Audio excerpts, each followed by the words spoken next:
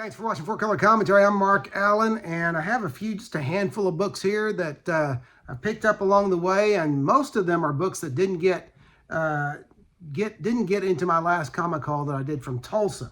So I wanted to go through these and just kind of talk about they're mostly what ifs, and I'm going to talk about the last two in depth, a little bit in depth, and talk about just some neat things that they reveal. I'm even going to recommend the last one as one of the coolest Galactus stories I've ever read. Okay, so just stay tuned for that. But first one I got for it, these were all dollar comics, and glad to get all of them. This is Justice League number 18 from 1984, I believe it was. It's kind of small print, and I'm having trouble reading that on the cover. Don't want to take it out. But anyway, this is Guy Gardner not having a nice day. Justice League number 18. First contact between and interaction between Lobo and Guy Gardner.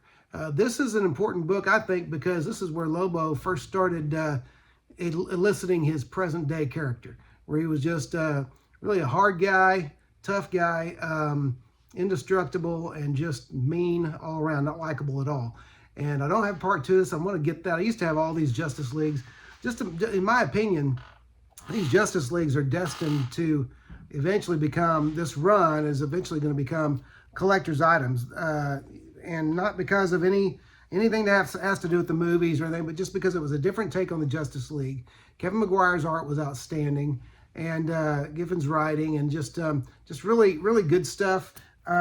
Good characterization, more light-hearted take on the Justice League than ever had been done before, but it didn't mean that there weren't incredible threats. They were a powerful team.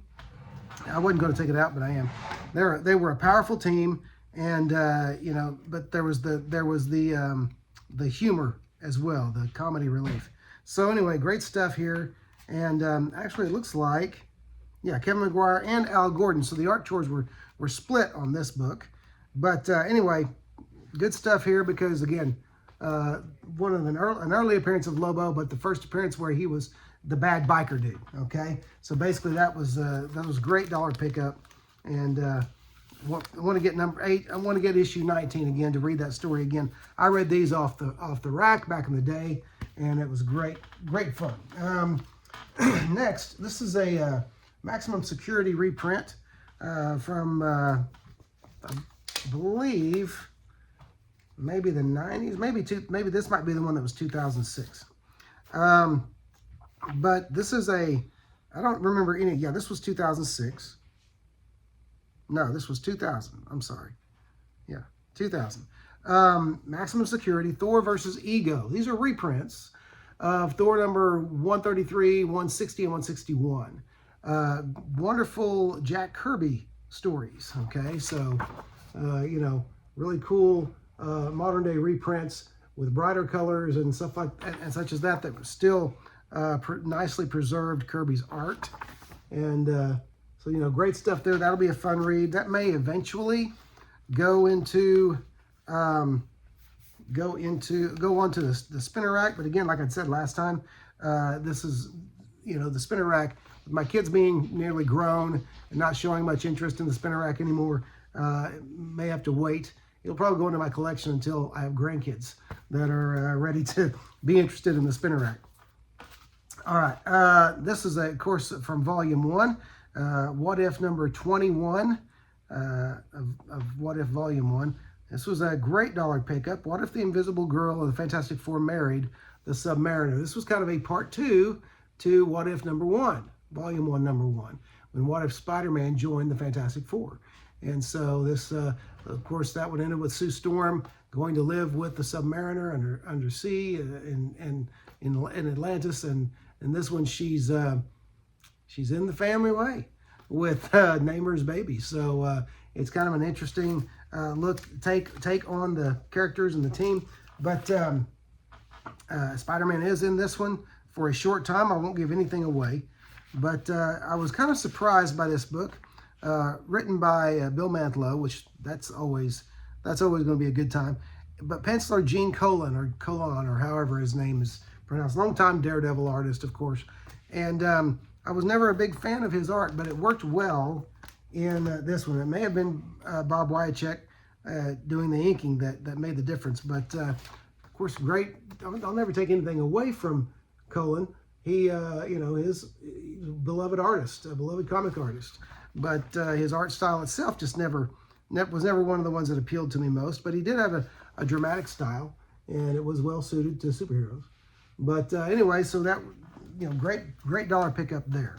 All right, the rest of these are what ifs, and there's only one that I haven't read yet, and because I've had these long enough that I couldn't wait I wanted to go ahead and read them, and even though I knew I was going to do a video on them. This is one by Robert Kirkman and Michael Avon Oeming, What If featuring Thor. And what this basically is, this is the first time, it's the first concept of Thor becoming the Herald of Galactus. This was 2006, and so it was before the Thor becoming the Herald of Galactus a few years ago. And so really cool. I always liked Avon Oeming's art, and just a good story. I don't want to give much away, but it's true to the characters, and you know, you can imagine why Thor did what he did whenever he joins up with Galactus in this comic. And it also has kind of a neat twist ending. So great stuff there. I always loved the What If books because creators were free to do what they wanted, knowing that it was not a canon story, and so they were kind of given carte blanche to you know. I mean, obviously the story had to be approved by editorial, but they were free to do what they wanted. If it was a good story, it was a good story, and it went in. What If the Punisher became an agent of S.H.I.E.L.D.? What If, Volume 2, number 57. And so that one I have not read yet. I look forward to reading it. And of course, in some ways, the Punisher seems a perfect fit for S.H.I.E.L.D. It is interesting how his costume, or his suit, is more of a uniform, I guess, is more of a black than the bluish black of the others. Kind of, I guess, fitting with the Punisher motif. All right. Now, before I get to these next two, which I'm going to get a little more in depth, and I do want to recommend to you another soft drink, and that soft drink is Dr. Pepper Blackberry. That's a place I never expected Dr. Pepper to go, or any soda to go. Now, I have for years I like to get the occasional blackberry flavoring in my Sonic drink, in my Diet Coke. And so when I saw Dr. Pepper Blackberry, I was a Dr. Pepper drinker for years, got kind of burned out on it. This is kind of new, and made me get into Dr. Pepper again. The first thing you get whenever you undo the lid, and I forgot to shut up while I was doing that, so you missed the sound. But as you get, before the lid's even off, you get a real strong blackberry aroma, and it's good. So let's try this.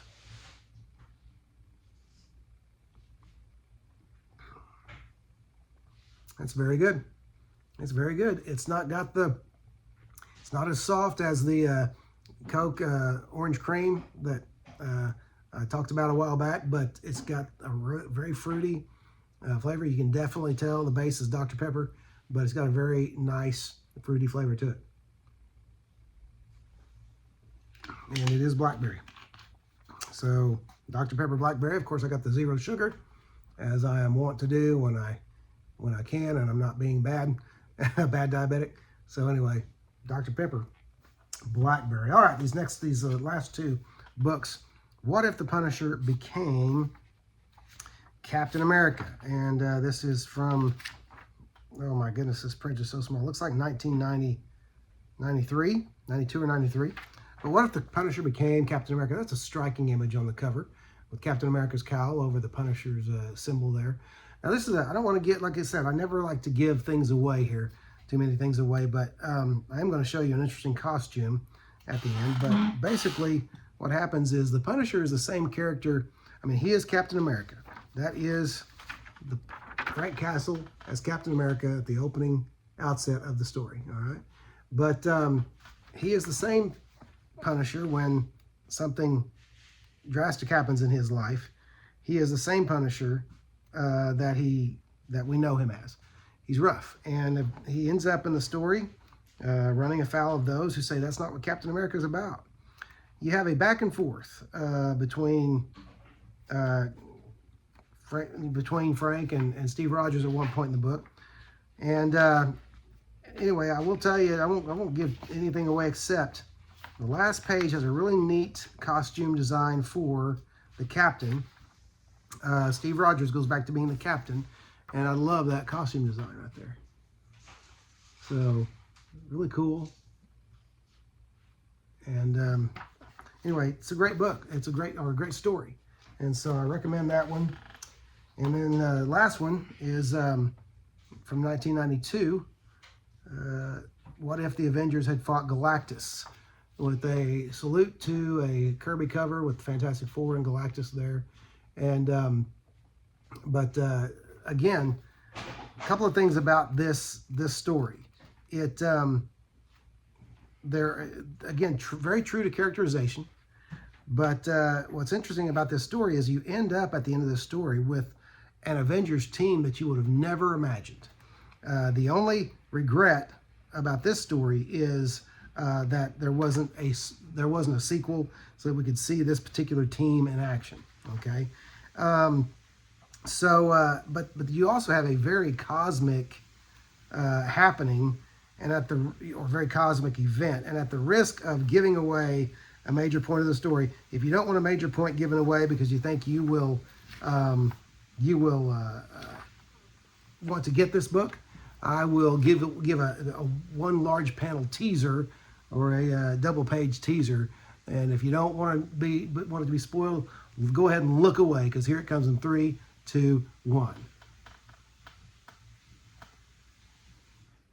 Okay, so something very big goes down in this story, and it is a very interesting, it's a what if story. So again, they were able to do whatever they wanted to do. By the way, the creative team on this, the art is by Jim Valentino, who of course was he wrote it and did the art. Finished art by Sam De La Rosa. So good art team there. I loved Valentino's work on the Guardians of the Galaxy in the 90s. And so I'm sure that's part of the reason why he was considered for this, which turned out to be a very cosmic story. But anyway, so you've got just some really fun storytelling in here. And a lot of people, I know some people don't like Jim Valentino's art, but that's why, they make chocolate and vanilla. So there you go. So you got some great action, some great storytelling, just some great cosmic goings on, and it's a great book. So what if the Avengers had fought Galactus?